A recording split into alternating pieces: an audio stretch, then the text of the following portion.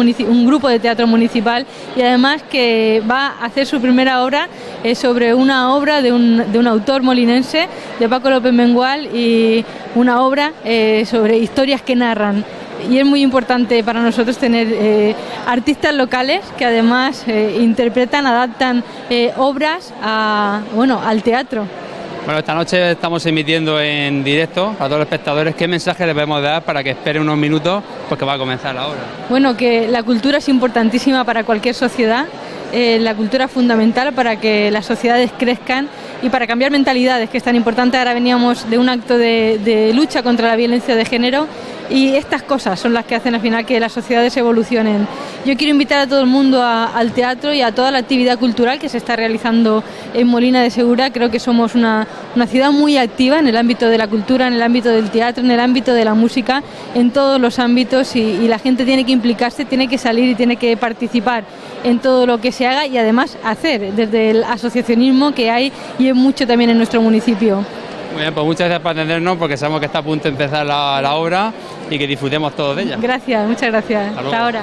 Bueno, pues ya sabéis que va a comenzar esta obra en breves instantes y deseamos que lo disfruten como nosotros lo vamos a hacer también.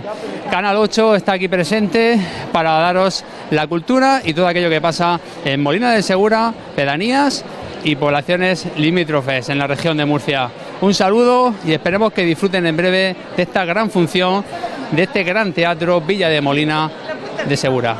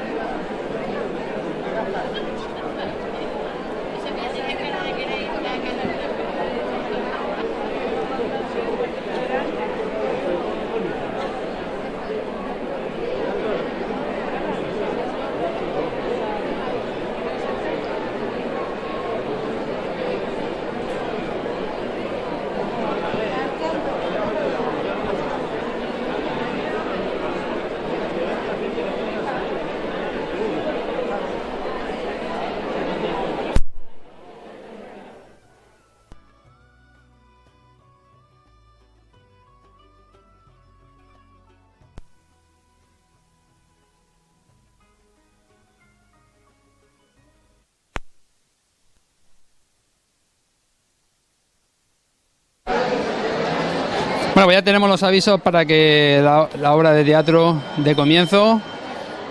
Faltan 5 minutos para el inicio de la presentación. 5 minutos.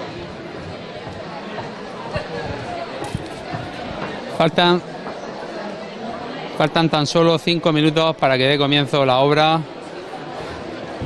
Vamos a hablar un poco de lo que pueden ver aquí los espectadores en este teatro Villa de Molina de Segura, donde continuamente se están poniendo obras, que donde este año como novedad pues tenemos autores de Molina de Segura de las obras, y también por supuesto 5 grupos municipales donde aquí en este teatro Villa de Molina pues están viendo una manera de exponer sus obras que tanto tiempo dedican para ponerlas en marcha. Desde Canal 8 queremos llevar la cultura de Molina de Segura, y qué mejor manera que en este teatro, que además cumple este fin de semana su 11 aniversario.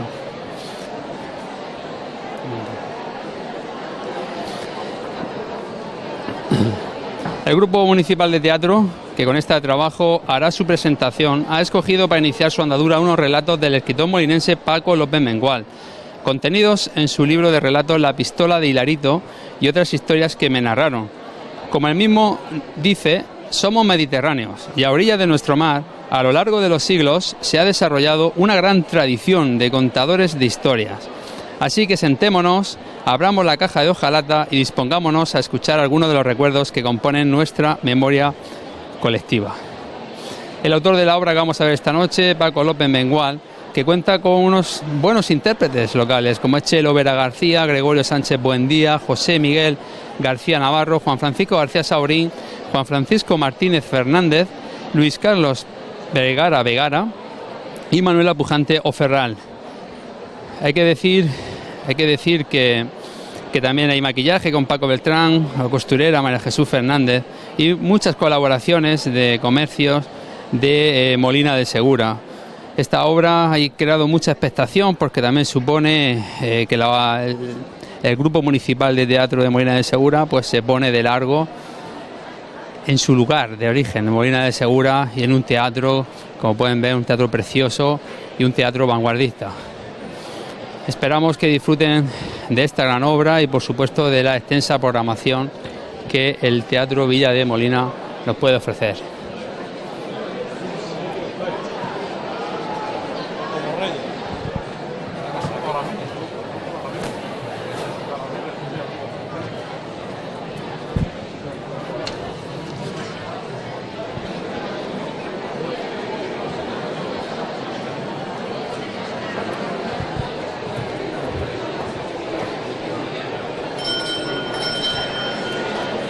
Faltan 2 minutos para el inicio de la representación. Bueno, Que queda terminantemente prohibida la realización de fotografías durante el espectáculo, así como la grabación de audio y vídeo en cualquier sistema analógico o digital de la representación. Por favor, respeten estas normas y hagan o silencien sus teléfonos móviles. Muchas gracias. Bueno, me han escuchado, apenas queda un minuto para que dé comienzo esta obra. Ya está todo en silencio y esperando a que comience esta gran obra del autor Paco López Mengual. Historias que me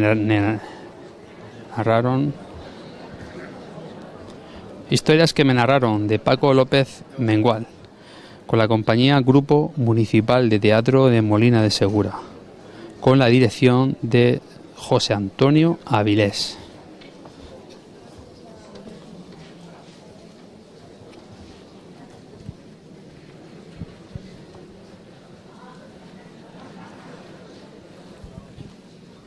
Que disfruten la obra.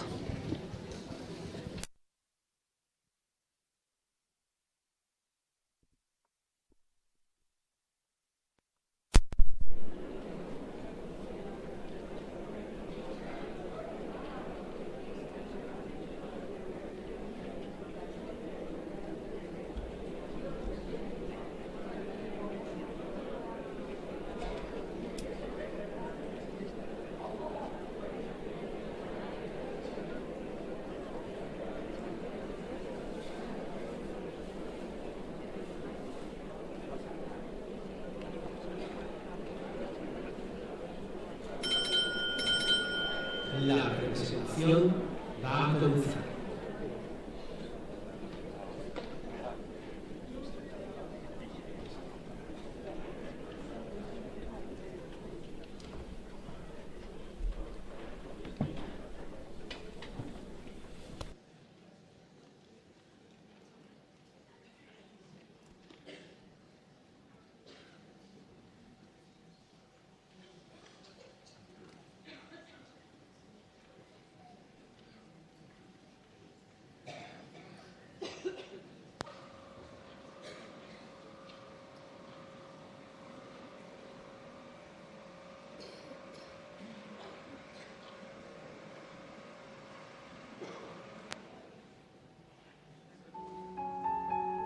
Desde hace muchos años tengo una caja de hojalata. Es antigua y un día hizo funciones de costurero. Ahora ya no guarda hilos ni tijeras, sino objetos que a los ojos de cualquiera resultan insignificantes, pero que al contemplarlos me evocan historias y leyendas que siendo niño escuché. Para mí es lo más parecido a un cofre lleno de tesoros. Los saco de uno en uno para saborearlos como si fuesen bombones, a los que hay que desprender de su envoltorio. Somos mediterráneos y a orillas de nuestro mar, a lo largo de los siglos, se ha desarrollado una gran tradición de contadores de historias.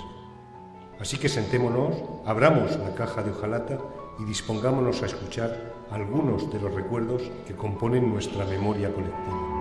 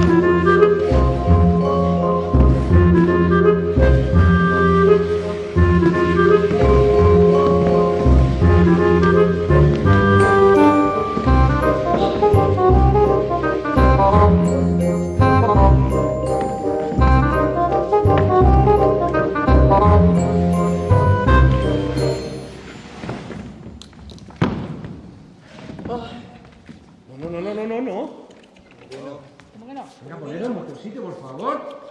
¡Vamos! ¡Venga! ¡Tú para allá! ¡Venga, hombre!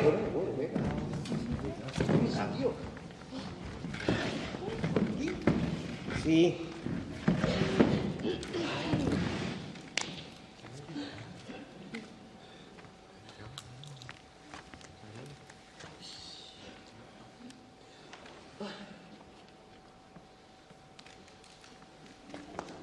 Quien dé un paseo por Molina puede comprobar que apenas se conservan edificios del pasado. Por alguna extraña razón, siempre nos ha parecido más fácil derribar lo antiguo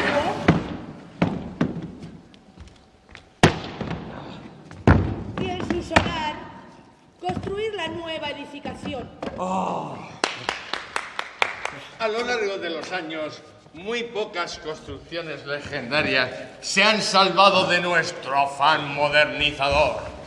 Teatros, no, ayuntamientos, ermitas, teatros, conventos han ido sucumbiendo uno tras otro a nuestra voraz hambre de demolición. Nada ha podido frenar a nuestras palas y tractores. Ni el valor religioso de un pequeño templo. Ni el histórico artístico de una construcción pública. Ni siquiera se ha respetado que la casa tuviese... ¡un fantasma!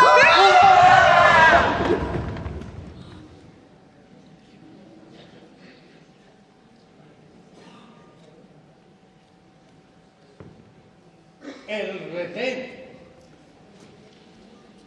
un moderno edificio de uso municipal situado en la calle Mayor, también está construido sobre el solar de una edificación anterior que durante el siglo XX tuvo múltiples funciones. Desde biblioteca pública a cuartelillo de la policía local. Le llamábamos entonces orden público. Pasando por sede de la Falange durante los años de la dictadura franquista. El Retén también fue el espacio elegido por la Compañía Telefónica Nacional de España para instalar su primera centralita en Molina de Segura.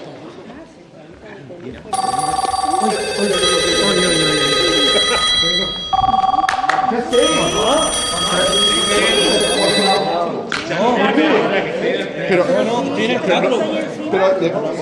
Compraba. ¿Pero cómo que no? ¿Qué? ¿Que la cena ahí al lado de la nevera? ¿Cómo que se la ha comido la gata? ¿Pero le habrá gustado? Pues hija, mira a ver en la nevera. Luego te llamo. Entonces, bastaba con levantar el aparato y pulsar el timbre un par de veces para que una agradable voz de señorita te preguntara con quién querías contactar.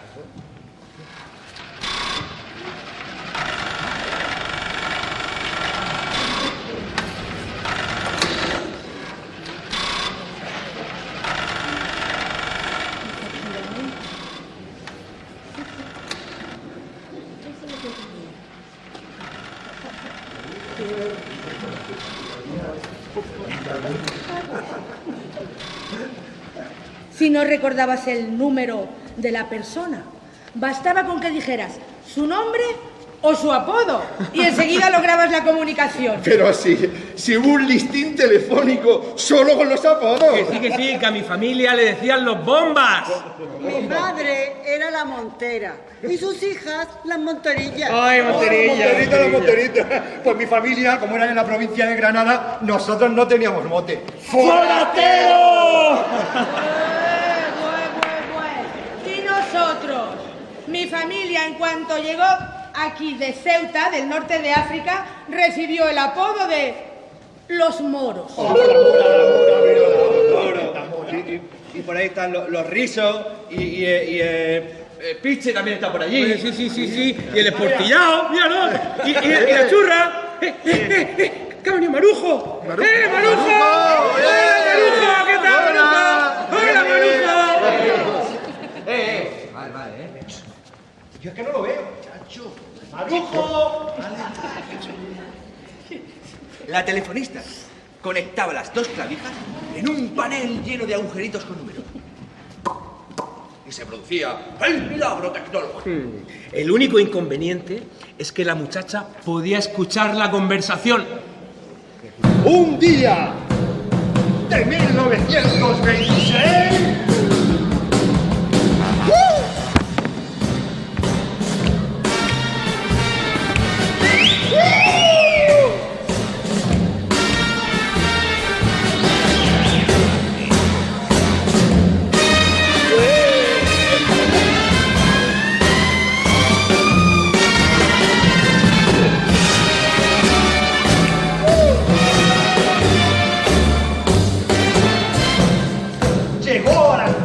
señoras del lugar que hoy ocupa el retén, Lolita Cuenca.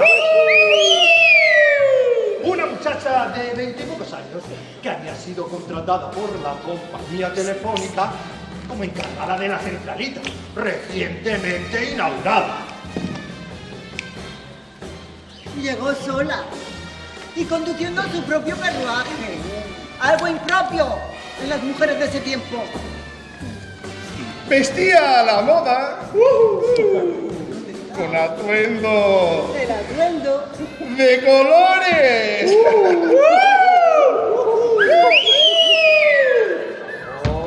Lo que contrastaba con los tristes y ennegrecidos ropajes que usaban la mayoría de vecinas del pueblo.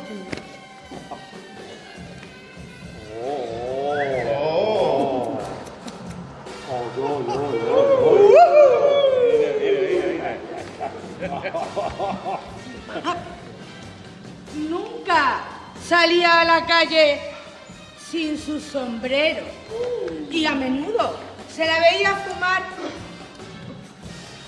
en una larga boquilla. Su presencia en la Molina ultraconservadora de la época provocó mucho revuelo. Como ocurría en todos los pueblos donde se instalaba el sistema de teléfonos, la compañía le ofreció una pequeña vivienda en el mismo edificio donde estaba establecida la centralita. Así pues, Lolita por la mañana, cuando terminaba su jornada de trabajo, cerraba las puertas de la oficina y permanecía dentro del mismo local. Aún no había transcurrido un año desde que se abrió el despacho, cuando una mañana los usuarios se extrañaron de que Lolita no hubiese abierto las puertas de la oficina. Y pasadas unas horas, sospechando de que se hubiese quedado dormida, los vecinos empezaron a golpear la puerta. ¡Lolita! ¡Lolita! ¡Lolita! ¡Lolita! ¡Lolita! ¡Lolita! Sin obtener respuesta.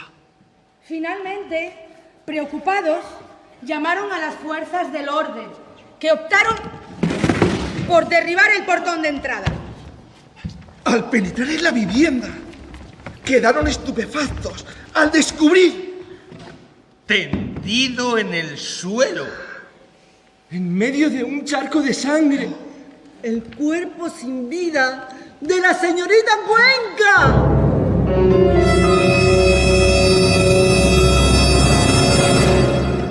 estaba semidesnudo y presentaba un único disparo en la cabeza. Junto al cadáver había una escopeta. nadie tocó nada para no destruir las pruebas. Y en menos de 2 horas se presentó en la vivienda un inspector de policía, llegado desde Murcia.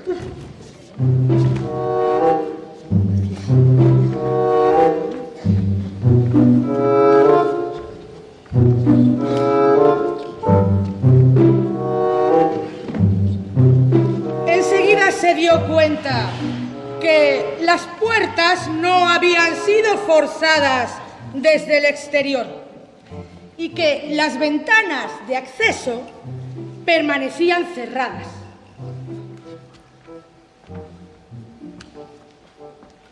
No se vio armarios revueltos ni sillas tumbadas.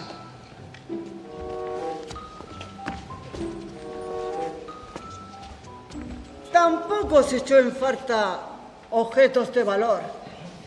Y el dinero, tanto el propio como el de la compañía que la muchacha custodiaba, estaba en un cajón, a la vista de todo. La noticia se extendió por todos los rincones del pueblo. Ha muerto Lolita. Y las conjeturas sobre las causas de la muerte de Lolita Cuenca se multiplicaron por las mesas de las tabernas y los coros de vecinos.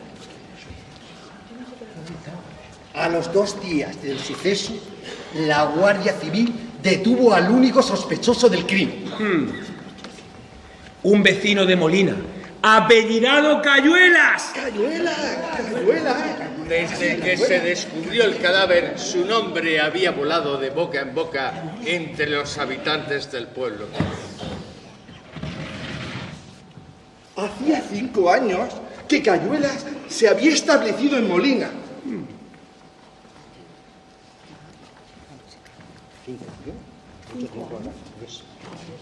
Aunque nacido en Cuba.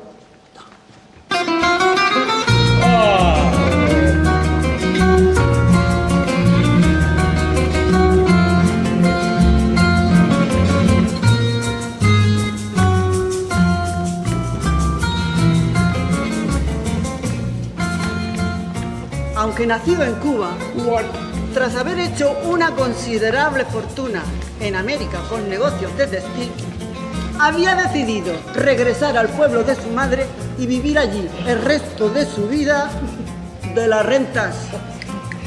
Llegó acompañado de esposa y 6 hijos. Y como buen indiano, hizo plantar delante de su vivienda una enorme palmera. Hay quien decía que abandonó Cuba de noche y con prisas, huyendo de una cuenta pendiente con la justicia. Durante aquellos años, los métodos utilizados por la Guardia Civil para arrancar la confesión a los sospechosos no se caracterizaba por su sutileza.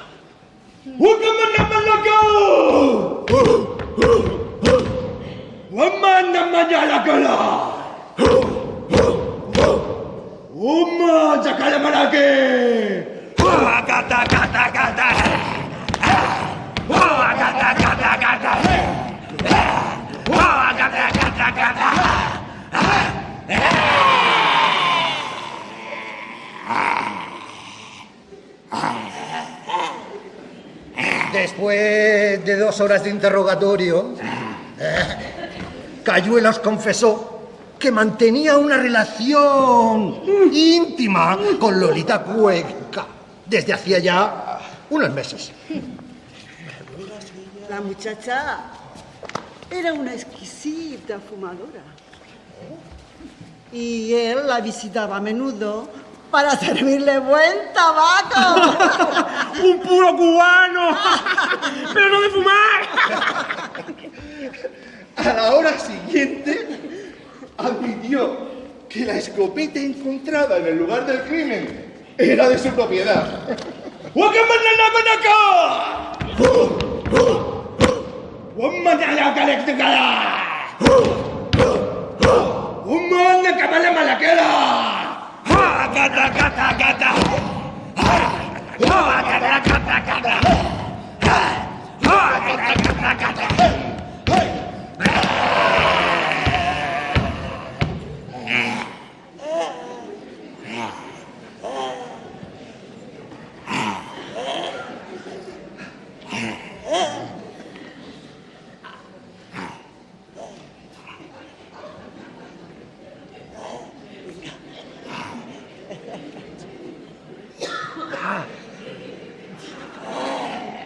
Pero lo que la Guardia Civil no consiguió, después de varios días de intensos interrogatorios, fue que el cubano se declarase autor del asesinato. Negó su culpabilidad hasta la extenuación. Según constaba en el sumario, ¡el sumario!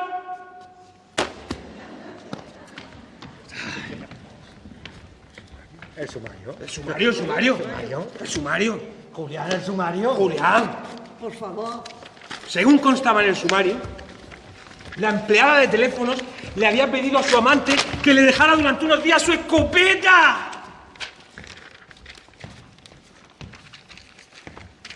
Argumentó que sufría amenazas de alguien que no quiso desvelar.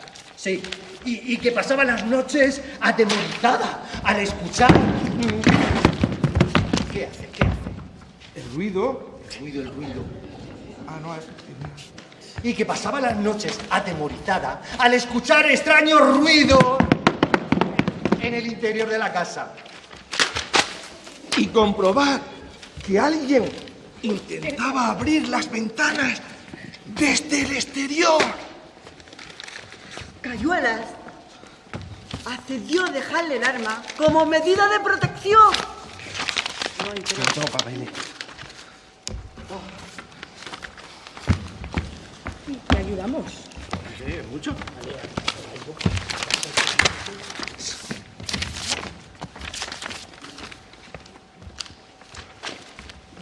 A pesar de la negativa de declararse culpable, de la falta de pruebas, y sin duda, empujado por los recelos que el cubano levantaba entre los vecinos de Molina, el juez decretó su ingreso y la prisión de Lula. Pero, ¿qué ocurrió aquella noche en las oficinas de la compañía de teléfonos? Las conjeturas sobre el suceso siguieron dando mucho que hablar por Molina. Había quien comentaba que la indiscreción de Lolita Cuenca pudo llevarle a escuchar a través del auricular una inconveniente conversación que días después la llevó a la muerte.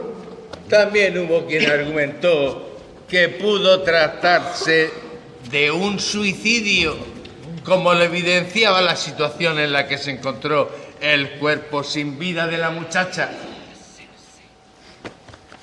La telefonista podría estar embarazada. Una situación que la desbordaría completamente y la empujaría a cometer la locura. Una mujer soltera. Embarazada de un señor casado. Un escándalo que no solo echaría al traste su reputación.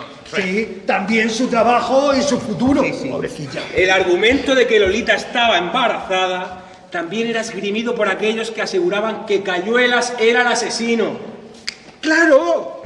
La chica podría haberle amenazado con hacer público su estado. Y con desvelar el nombre del padre de la criatura. Eso. Lo que le habría llevado a asesinarla y a simular un suicidio. Puede que la policía no registrara a fondo el edificio donde se cometió el crimen. Para. El asesino, un conocido de la muchacha a quien abrió la puerta y dejó pasar aquella noche, pudo permanecer escondido en el interior del inmueble después de cometer el asesinato. Y salir al día siguiente cuando hubiese anochecido. Pasados 500 días desde su detención y sin que se hubiese celebrado ningún juicio por falta de pruebas contundentes contra el acusado, el juez Decretó la puesta en libertad de Cubano, mi amor, cerrando el caso de Lolita Cuenca como un acto de suicidio. Nunca sabremos qué fue lo que sucedió durante aquella madrugada en el edificio que ocupaba lo que hoy es el retén. Asesinato.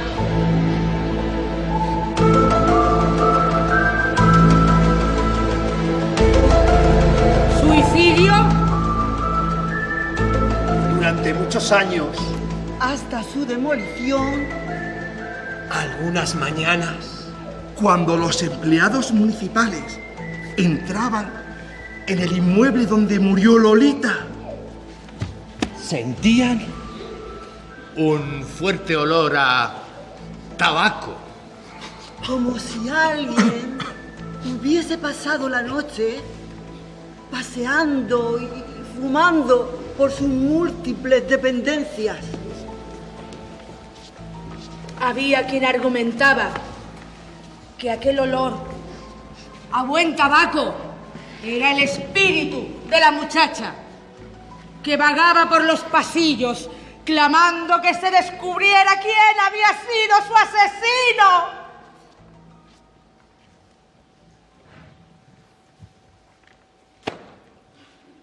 Pero el afán modernizador de nuestro pueblo no se detuvo ante leyendas ni espíritus. Y un buen día demolió sin contemplaciones el viejo edificio con el fantasma y la trágica historia de Lolita Cuenca en su interior. ayuntamientos, ermitas, murallas, teatros, conventos.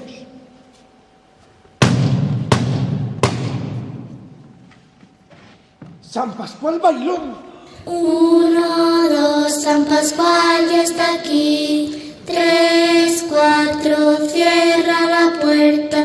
5, 6, toma un crucifijo. 7, 8, mantente despierta. 9, 10, nunca más dormirás. 1, 2, San Pascual ya está aquí. 3, 4, cierra la puerta.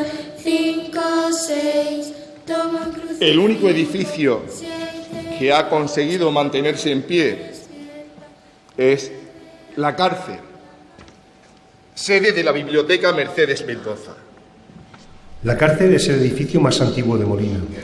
Fue levantado en 1604 como pósito real, el lugar donde los contribuyentes debían depositar el diezmo de sus cosechas para ser entregadas al rey. En el siglo XVII, el rey disponía de varios edificios como este, en los que sus súbditos entregaban la 10ª parte de sus cosechas como impuesto. Ahí se almacenaba el trigo, la aceituna y el aceite que aportaban a las arcas reales los contribuyentes. El control era ejercido desde la capital por un comendador al servicio del monarca. El comendador del territorio que ocupaba lo que había sido el antiguo reino de Murcia era un hombre con fama de cruel, severo y despiadado. Un señor escrupuloso al que le gustaba revisar personalmente hasta el último de los detalles. Una mañana de invierno, escoltado por un grupo de soldados, llegó hasta este edificio el comendador.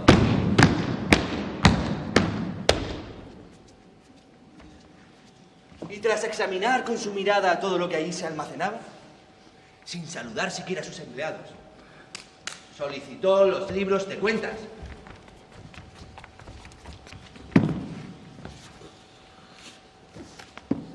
Durante más de 1 hora permaneció examinando en silencio cada una de las páginas donde se anotaban las entregas recibidas, cotejando datos, comprobando con minuciosidad cada uno de los apuntes.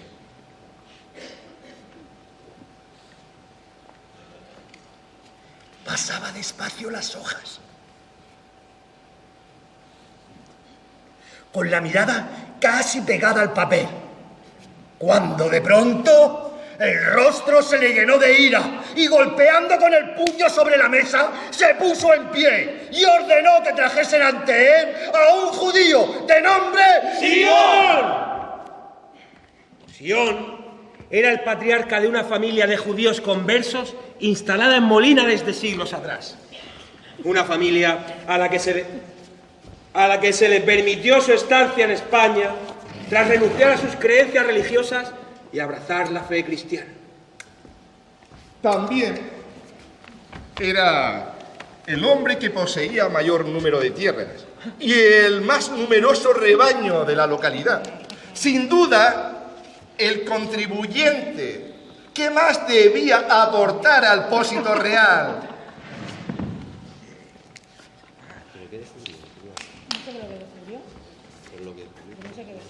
¿Qué descubrió? Sí. Lo que descubrió el comendador en los libros de aquella mañana de invierno fue que Sión llevaba años ocultando el verdadero rendimiento de sus tierras, para de esta manera pagar menos de lo que le correspondía a las arcas reales. Cuando los soldados llegaron a la casa del judío, este ya sabía el motivo de su detención. Sión, conocedor de la fama de hombre severo del comendador, llegó tembloroso y, llorando, se arrojó a los pies del caballero, reconociendo su error y solicitando clemencia. Arrodillado y mirándole a los ojos, besó sus manos en señal de lealtad. Juro por Dios y por San Vicente Mártir, patrón de nuestro pueblo, que no volveré a cometer este desliz jamás.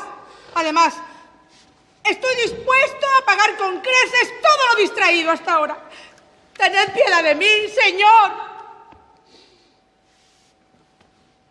El comendador, tras un largo silencio y sin apartar la mirada del judío puesto de rodillas ante él, puso su mano en tono paternal sobre su hombro y le pidió que se pusiese en pie. No te preocupes, Sion. Estoy convencido que después de esto no volverás a engañar nunca más a nuestro rey Felipe. ¿Eh? ¿Felipe? A nuestro rey Felipe IV.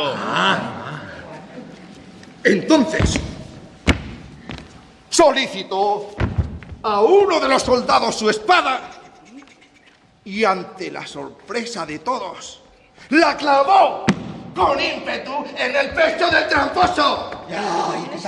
Ahora sí estoy seguro que nunca más volverás a mentir al rey. Y no contento con eso, y no contento con eso, ordenó cortar la cabeza del judío y colgarla en una argolla de metal en mitad del techo, para que el pueblo de Molina de Segura supiese qué le ocurría a aquellos que osaban desafiar al monarca. Además, dispuso que la cabeza del judío Sion no saliera nunca del edificio, para que sirviese de escarmiento a las generaciones futuras. 30 años estuvo la cabeza colgada del techo, presidiendo la sala de bóvedas y columnas, recordando a los contribuyentes este trágico suceso. Una vez desaparecidos el comendador y los testigos de la ejecución del rico Sion, el nuevo responsable del pósito, harto de ver el podrido mejunje de carne, cabellos y huesos allí colgado, solicitó que lo retirasen. Sí. Pero cuando metida en un saco se disponían a llevar a la cabeza del judío al cementerio para depositarla en la tumba del decapitado, recordó la orden expresa de que nunca debía de abandonar el edificio. Así que dispuso que fuera colocada en uno de los huecos que había en la pared y emparedada con un tabique de piedras, donde todavía se encuentra. Que lo sepáis.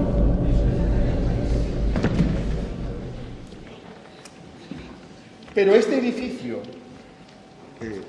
al igual que el retén, también ha tenido muchos y distintos usos a lo largo de la historia.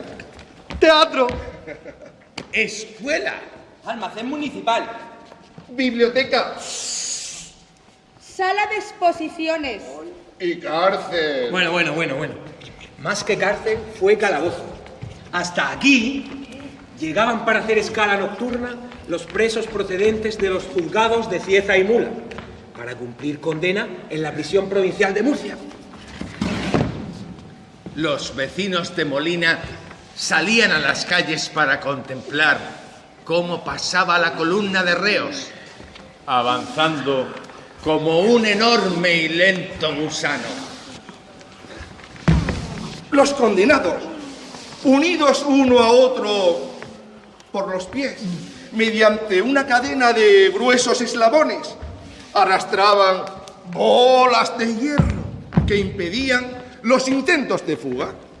Y allí, sin más colchón que el suelo, pasaban la noche. Nada más de puntar el día, los vigilantes expectaban a los presos a patadas para encarar el último tramo del viaje. Cuando la cárcel hacía las veces de almacén municipal, allí se guardaban los cabezudos. ¡Oh, los cabezudos! Que durante las fiestas desfilaban bailando tras el pie de la chirimaita.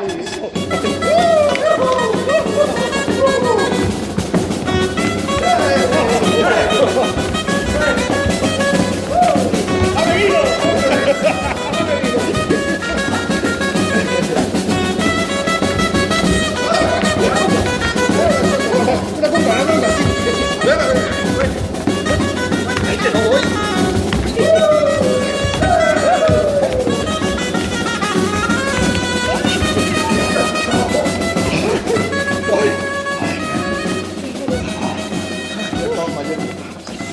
Yo por entonces era un crío. Y algunos días, al salir de la escuela, me acercaba para, desde la puerta, mirar hacia adentro y ver allí amontonadas aquellas cabezas de cartón piedra que tanto me gustaba.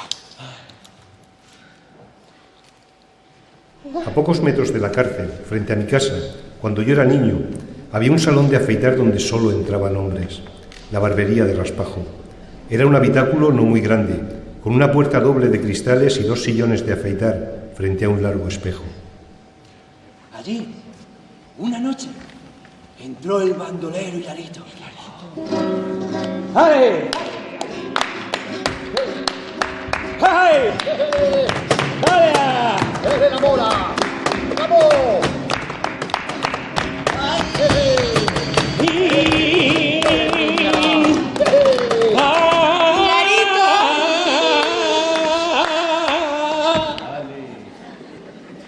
Hilarito había nacido en la calle de los Pasos. Apenas era un muchacho cuando una madrugada huyó con los 6 caballos de la finca donde había sido contratado para cuidar de las cuadras. Tras 2 jornadas de camino, llegó a la abrupta Sierra de la Pila, donde se unió a una destartalada pandilla de huidos de la justicia que al cobijo de aquellos montes mantenía en una de sus grutas la guarida. A pesar de su juventud, no tardó en liderar aquella caterva de forajidos y convertirlos en una auténtica banda.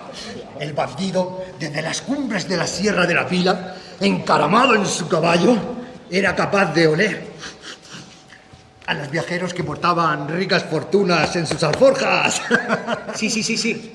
Como también lo era de avizorar desde allá arriba Molina de Segura y sentir nostalgia de los abrazos de su madre. En menos de un año, la banda del molinero se convirtió en un peligro público.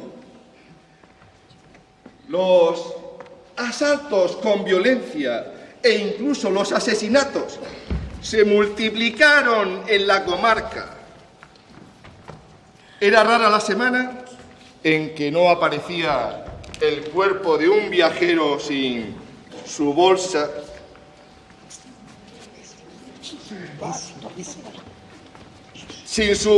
de caudales y un boquete de pólvora en mitad del pecho. La Guardia Civil, harta de las fechorías de Hilarito y sus secuaces, decidió ponerle freno. Para ello, llenó con carteles, con la cara del bandido, bajo la frase "se busca", las calles de Molina, Fortuna, Habanilla y las de todos los pueblos del altiplano. El Estado ofrecía una suculenta recompensa en metálico a quien entregara el cuartel de la Benemérita al bandolero, vivo, o mejor, muerto.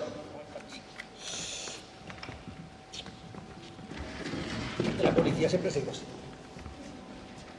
Mejor muerto. Lejos de amilanarse, yo creo que hizo algo. Sí. Lejos de amilanarse por el cerco de la autoridad, la fama de temerario y bravucón de Hilarito se acrecentó. Algunas noches, sabiendo que su vida corría peligro, que su pueblo estaba empapelado de carteles con su rostro, el bandido recorría a caballo el largo camino que hay desde la sierra hasta la calle de los Pasos, con el único propósito de dar un beso de buenas noches a su madre, a la que adoraba, para enseguida regresar a galope de nuevo a su escondite.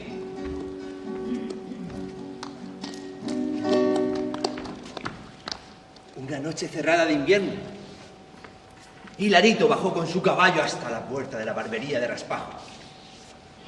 En esa puerta había uno de los carteles con su rostro, donde se ofrecía la recompensa. Cuando el forajido, con su aspecto fiero, bajó los 2 peldaños y se plantó en mitad del establecimiento, el salón enmudeció. Dos de los tertulianos, al reconocerlo, intentaron escapar. Pero el pistolón que sacó Hilarito les hizo desistir. Ordenó cerrar la puerta, sacó una navaja de los palmos y la abrió haciendo sonar los muelles. La depositó en el mostrador y se sentó en el sillón de barbero.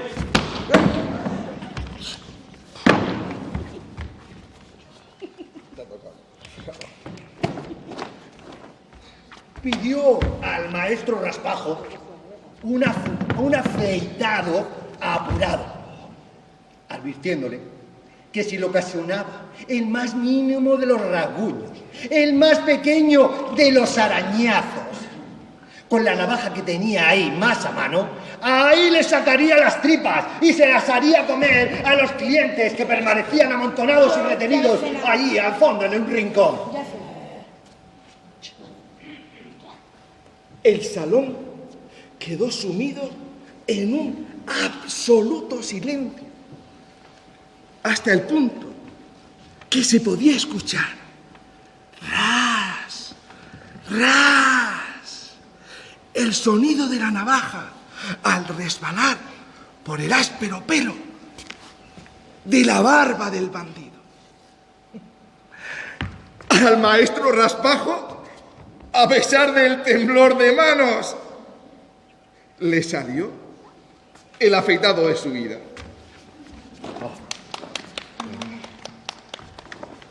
Hilarito, tras mirarse con cierta coquetería en el espejo, felicitó a Raspajo y cuentan que quedó tan satisfecho con el trabajo del barbero que depositó sobre el mostrador una bolsa que contenía 10 veces más el importe del servicio.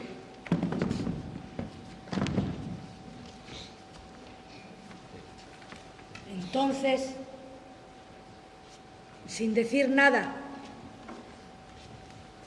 salió a la puerta, arrancó el cartel que reproducía su rostro, lo arrugó ante todos, lo tiró al interior de la barbería y con desprecio dijo: Y ahora ya podéis salir y contarle a esos cobardes de la capa y al tisconio que Hilarito ha estado aquí y que no les teme. ¡Hacho!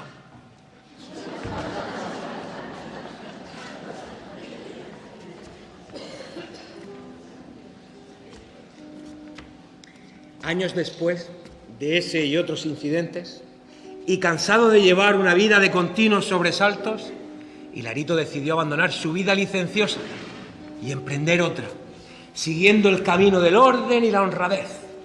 Sí, pero tenía muy claro que en España, con su historial delictivo, no le sería nada fácil.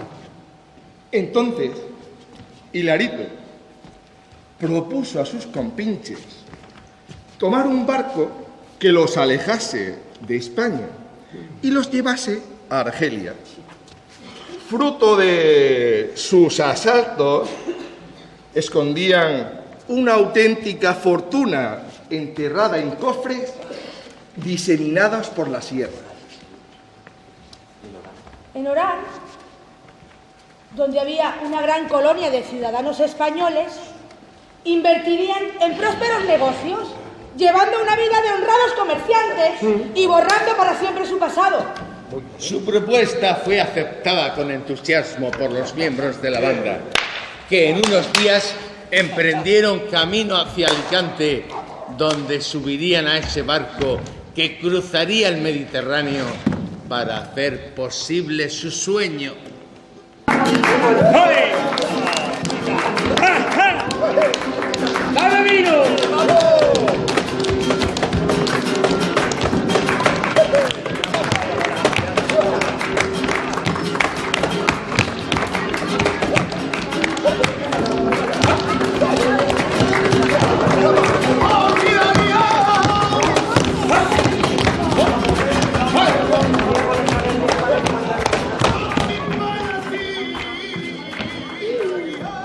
La noche antes de zarpar, mientras bebían en una de las tabernas del puerto, un extraño marinero les informó que en la ciudad vivía un potentado naviero que atesoraba en su casa una auténtica fortuna, procedente de sus negocios con el norte de África y Cuba. Hilarito, con los ojos cegados por el alcohol y la codicia, le dijo a sus compinches que ese sería el último robo de su vida. Que después de aquello, todo lo cambiaría. Y yo le quiero porque eres mi amigo.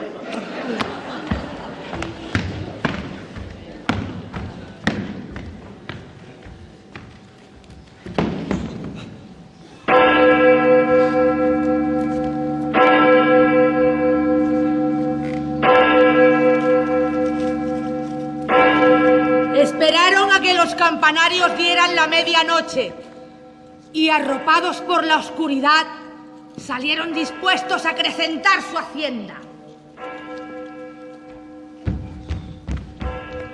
Al llegar al palacete, Hilarito, tan decidido y bravo como siempre, tomó la iniciativa y comenzó a trepar el primero por la fachada con el propósito de alcanzar el balcón. Fue entonces cuando se encontraba encaramado, agarrado con las dos manos a una reja, el momento en que sintió una fuerte puñalada en la espalda que lo atravesó de parte a parte. Sin tiempo a reaccionar. ¿Qué? ¿Te mueres, por Dios? Sin tiempo a reaccionar, a defenderse, a comprobar siquiera qué había ocurrido, sin descubrir que había sido un miembro de su propia banda el autor de su muerte. El ladrón se desplomó, cayendo muerto al suelo como caen los pájaros de los árboles. Todo había sido una trampa. La Guardia Civil había pagado a sus compinches por el cuerpo del forajido, comprometiéndose a ayudarles en su huida hacia Argelia, a ese atajo de traidores.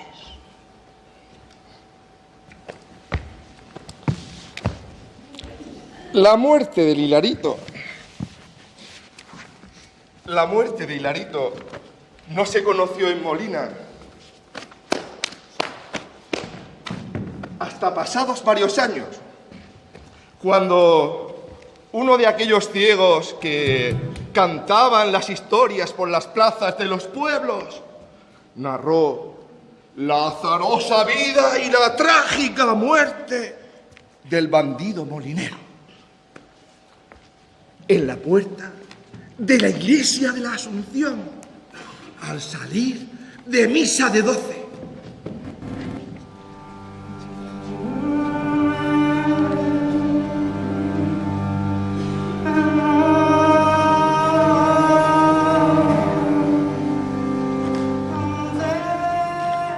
Cuentan que su propia madre, que hacía años que no veía a su hijo y al que creía instalado como un próspero hombre de negocios en Orán, estaba presente en la plaza el día en el que el ciego desveló la triste historia y el destino que la vida había deparado a su niño. No pudo mantenerse en pie y cayó desfallecida al suelo. Señora, joder. Muchacha, pero ayudarla a levantarse. Siéntate bien, es que ya está mayor.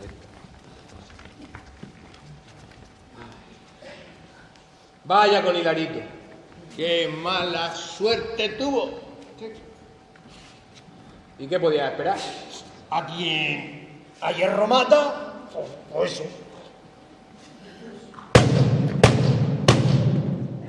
Uno, dos, San Pascual ya está aquí. 3, 4, cierra la puerta. 5, 6, toma un crucifijo. 7, 8, mantente despierta. 9, 10. nunca más dormirás. 1, 2, San Pascual ya está aquí. 3, 4, cierra la puerta. 5, 6, toma un crucifijo. 7, 8, mantente despierta. En el interior de esta caja de hojalata donde escondo los tesoros, también guardo un saquito de tela de organdí que contiene un puñado de la tierra primitiva de Molina de Segura, del suelo que pisaran mis antepasados cientos de años atrás.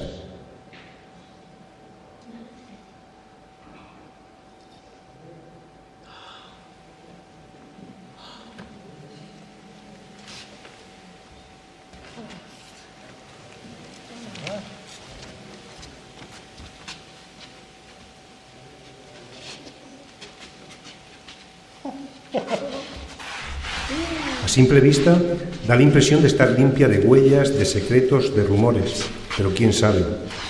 Debajo de las aceras por las que andamos, ocultas bajo las capas de asfalto sobre las que circulan nuestros automóviles, permanecen enterradas miles de historias ocurridas en el pasado, como la del querido.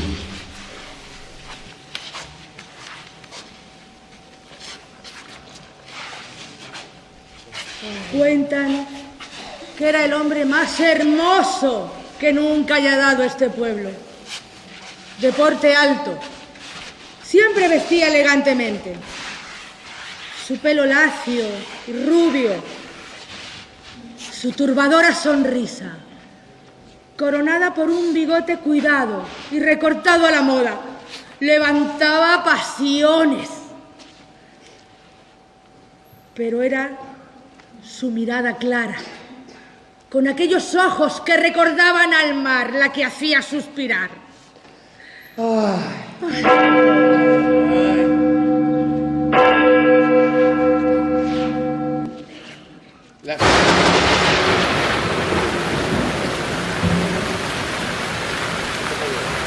La madrugada en la que fue asesinado, llovía torrencialmente. Las campanas de la iglesia de la Asunción hacía rato que habían dado las 2 de la madrugada, cuando el querido regresaba caminando a su casa, protegiéndose del diluvio. Por lo avanzado de la hora, todo el mundo murmuró al día siguiente que venía de visitar a alguna de sus amantes. Por aquellos tiempos, el firme de la calle Mayor era de tierra apisonada y el pueblo carecía de alumbrado público.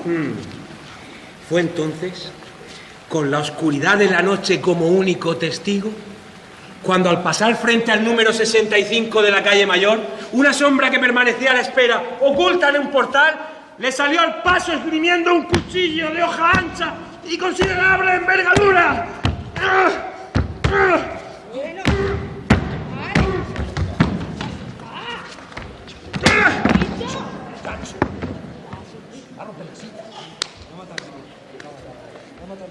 Por las heridas que presentaba el cadáver, el querido fue apuñalado con saña y por una mano diestra hasta 7 veces, haciendo que su cuerpo cayera ya sin vida en mitad de la calle.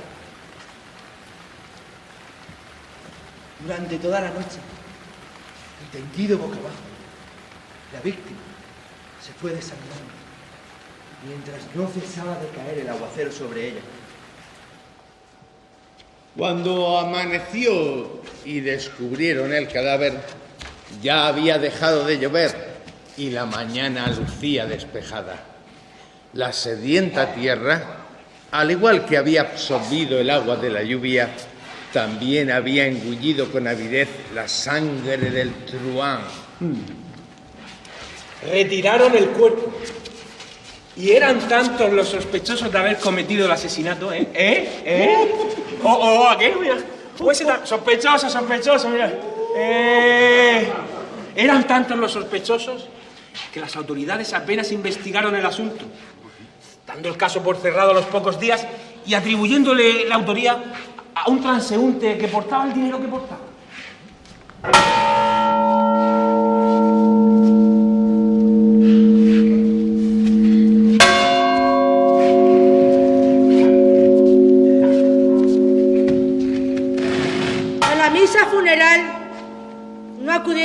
apenas mujeres.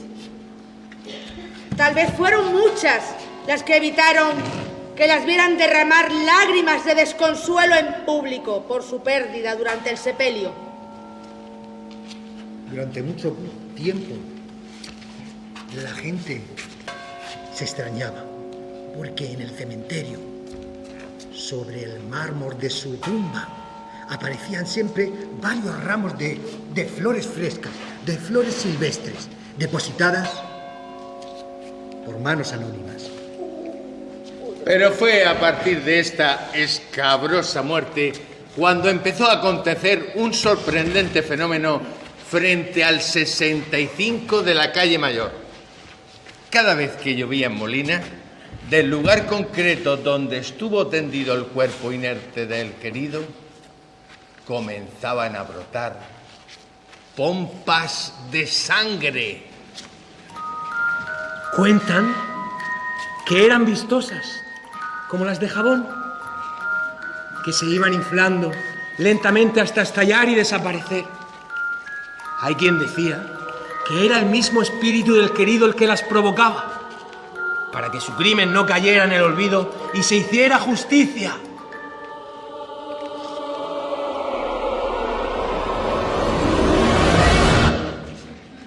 El extraño suceso llamaba la atención de todos los vecinos, sobre todo de los niños, que aunque se encontrasen lejos de allí, apenas empezaban a caer las primeras gotas, abandonaban sus juegos y salían corriendo al lugar donde se cometió el crimen. Impasibles bajo el aguacero, hacían un amplio corro y en voz alta se enumeraban. Iban enumerando las burbujas, las pompas coloradas que brotaban del suelo. Una, dos, tres, cuatro, seis, siete, ocho, nueve, siete, 11, 13,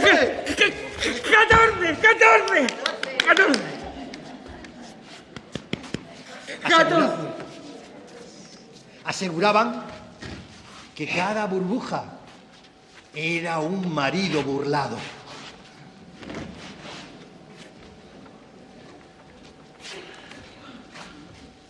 Pero los años pasan y los tiempos cambian.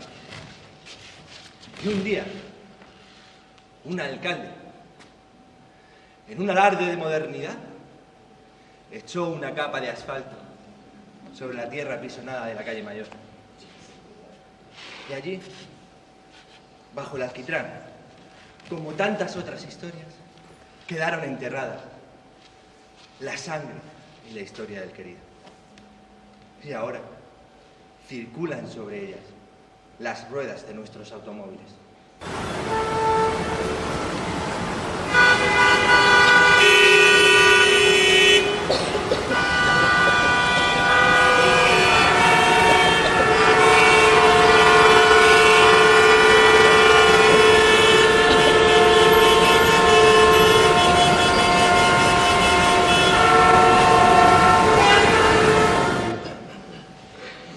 Todo enterrado bajo el alquitrán. Cemento y alquitrán.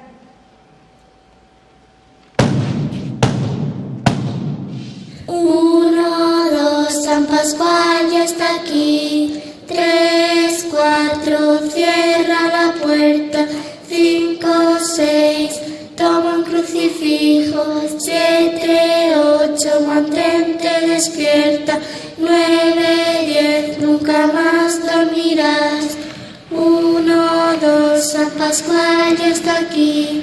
3, 4, cierra la puerta. 5, 6, toma un crucifijo. 7, 8, mantente despierta.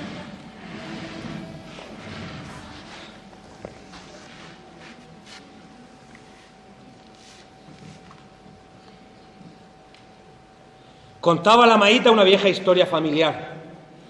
La casa donde vivió durante toda su vida se encuentra en lo alto del cerro del castillo. Cuenta la leyenda que allá por el siglo XI cuando la península ibérica presentaba el aspecto de un mosaico Y de desde los reinos tiempos de de dominación talfas. musulmana, Durante cientos de años, Molina de Segura fue una ciudad fortificada. Durante siglos, el La depósito población, estuvo que cumpliendo se reducía a los yoyes, el barrio de Castista, que en el siglo XVI estaba construida sobre un cerro. Desde entonces, el granero comenzó a ser utilizado por la familia como pozo de basura, donde se iban vertiendo los desechos domésticos y los excrementos de los animales. Eran muchos los viajeros que llegaban hasta aquí con la intención de poder visitar la sala donde el pequeño soberano mostraba con sumo orgullo su espléndida A lo largo de colección. 400 años, el pozo Se trata de una maraña de pasillos construida en tiempos de dominación musulmana, aprovechando las cuevas y las grutas naturales que había en el terreno. Se han encontrado objetos de lo más diversos. La maíta recordaba haber visto cómo extraían bolas de cañón, capiteles de columna, trozos de vasijas, sillares de piedra tallada. Llegadas desde Oriente. Cómo lucían las coronas y dagas arrebatadas a los reyes visigodos. Y también los aderezos de oro con esmeraldas incrustadas que aseguraba habían pertenecido a la reina Cleopatra de Egipto. Con una boca ancha, que contenían una extraña tierra de aspecto negruzco y textura molida. El excesivo Soberbios peso de las objetos de horzas marfil y les ébano llevó a creer que se escondían extendían oculto sobre en la tierra alfombras algún persas. objeto. Y allí, Buscaron en su interior rodeado por si de guardaba lujo, algo de valor, recostado sobre pero cojines solo bordados encontraron con sedas de la aquel China, polvo espeso. el sultán pasaba los días extasiado por el brillo de su propio tesoro.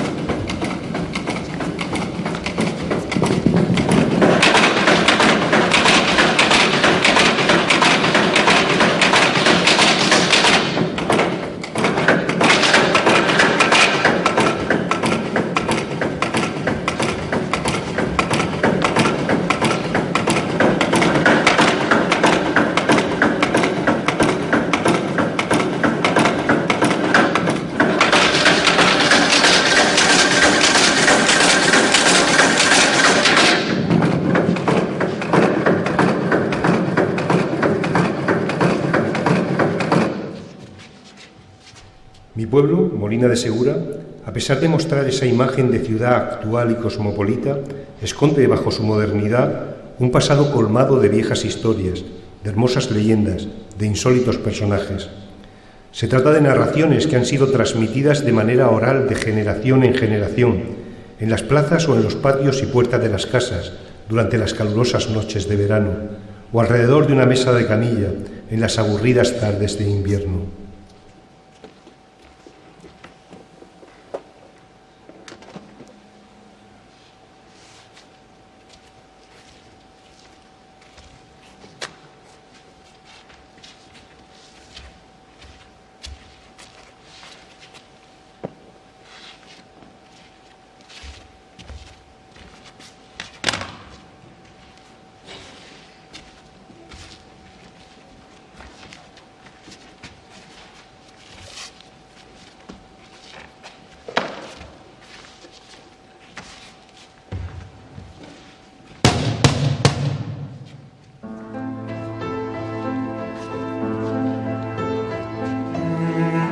definitiva, anécdotas y cuentos que son parte de nuestro patrimonio cultural y que no debemos dejar que desaparezcan.